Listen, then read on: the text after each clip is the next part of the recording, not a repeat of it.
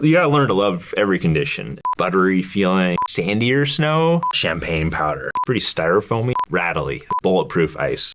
I'm an Olympic ski racer. I've been on the national ski team for 17 years. I've been fortunate enough to be able to travel the world all due to ski racing, from China to New Zealand to Canada to South America. I'm Tommy Ford, and I chase snow all over the globe.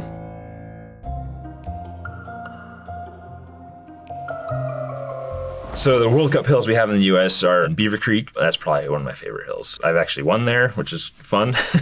Because it's high, it's drier. Snow is very small crystals and it crunches under your feet. The faster you go, you're actually melting the snow. The skis are designed to perform on ice and firmer snow, and it's actually safer and more consistent. The way they prepare it, they add water into the hill, they inject it and spray it. It makes for really reactive snow. So when you roll your edges up, immediately your skis react, and with a lot of power, and they don't release. It's hard to beat that with this as a ski racer. I was born out east in Vermont. We moved out to Oregon when I was about 6 months old and grew up skiing at Mount Bachelor. Mount Bachelor is a volcano. It's a lot of natural flowing terrain because of the lava that spewed out. So the snow shapes to the contours of the mountain and then makes for a lot of fun natural jumps and powder. And powder is just a general term for new fresh snow. There's different types of powder that if it has a lot more moisture in it, it's pretty heavy, which is typical in the Northwest. And then as you work your way more inland to the Intermountain area, it's much drier. They call it champagne powder. But I'm a racer, so we chase firmer snow.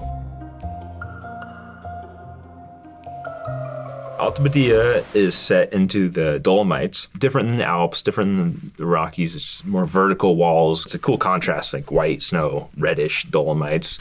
The race hill is called the Grand Riza. It winds its way through a pretty thick fir forest. There's this cool yellow gondola that goes up, just pops out of the trees. And when you get to the top of the gondola, just sparkling snow, like there's some sundogs, huge cliffs all around you, like 360. When you kick out of the gate, it's pretty steep right away. And there's a huge fall away left foot turn, and then a really long rhythmical section that's 25 seconds of left, right. And that's one of my favorite sections in the world. And you can start to see the finish. First time I did that course, I came around that corner and like my head was like bobbing down. I was like, are you kidding? Like I have to keep skiing? I can barely see where I'm going. I was so tired. You just got to keep going. Somehow you do it. This hill in Alta Badia is just their pride and joy for the Italians. All their skiing kind of shaped around this hill. For a little while, they were doing this thing where they'd slide to the top of the turn a little bit, but they're able to go have a more direct line. It's such an athletic skiing and so iconic because of the way they do it. It's like pretty stylish. They got their hand up and...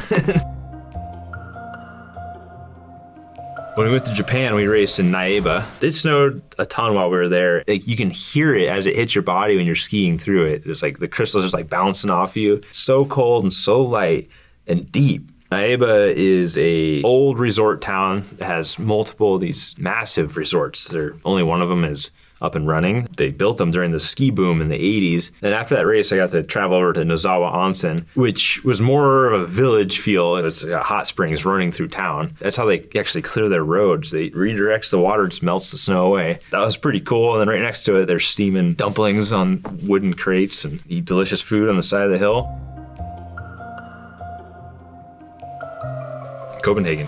While we were there, we learned there's an incinerator, a huge trash incinerator that has a ski hill that wraps around the outside of the facility. Fully artificial, like not man-made snow, but a plastic slope. I've never skied on it before, and so I had to give it a try. I did some skis at the bottom. I'm used to like some pretty high quality like equipment.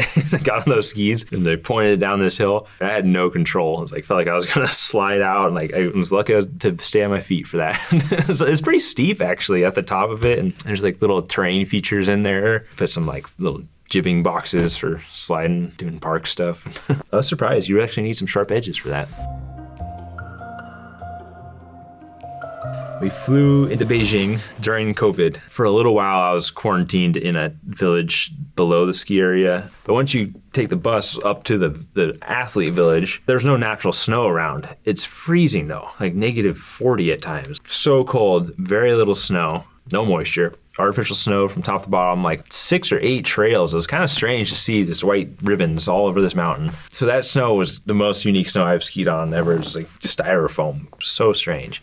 We trained on that the whole week. On the race day, they got record snow. Like they had never had that much snow in like the last 10 years or something. It's just dump snow. It's like fresh powder, pretty light. It was nice, fun, pretty wild experience.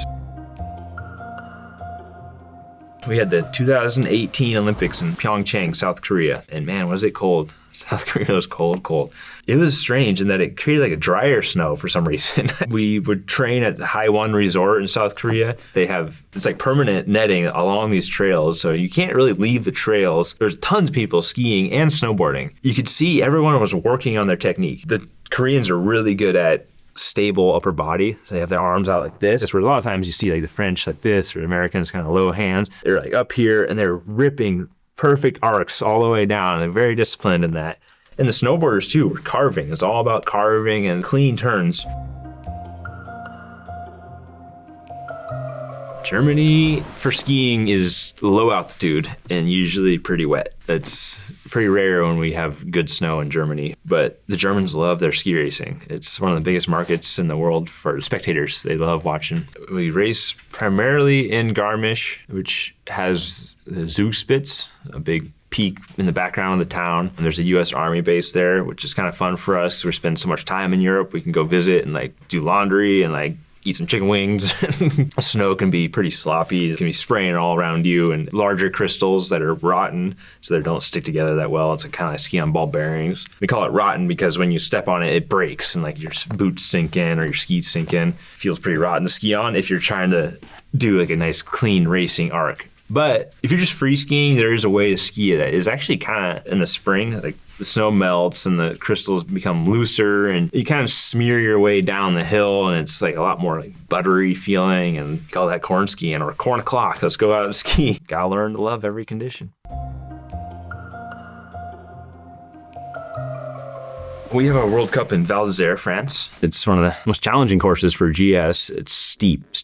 It's pretty short as far as time goes, but you're working the whole way, and the terrain is like so steep, and like also doing this as you're going down. Every turn, the hill is changing direction, and you got to really be on it. It's their opening weekend when we're there, so it's kind of bumping, which is not great for sleep. But the way they prep the hill there, it's hard to get cats on the hill because it's so steep. They keep the hill lit up at night. A lot of the volunteers, which are ski school, they slip the hill all night. Slipping is side slipping, so you're not actually skiing down the hill. Like with turns, you're sliding sideways and just pushing snow. It's not that much fun.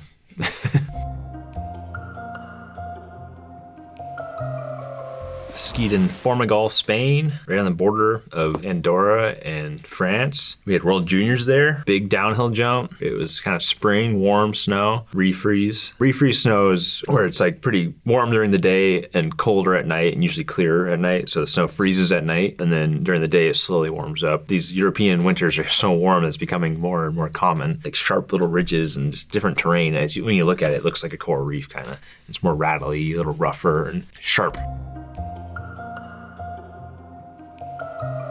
We usually start our racing season in Sölden, Austria. It's on a glacier there, ever shrinking. It's changed drastically since I first started going there. So that race starts in October, which is very early, and it gets kind of people stoked for skiing. The crowds turn out there for that race. That's our first race of the year, and it's pretty warm. You hear like the ice cracking once in a while, or like calving falling off, creating like some landslides around. A lot of glacial melt, so you see some streams that are raging and cold, and we usually do some cold plunges in there. Glacial skiing, especially in the summer, it's warmer, so the snow is a little bit softer, and we sometimes throw some salt. In North America, we're allowed to throw salt, so it firms up the snow. You might use it for sidewalk to melt.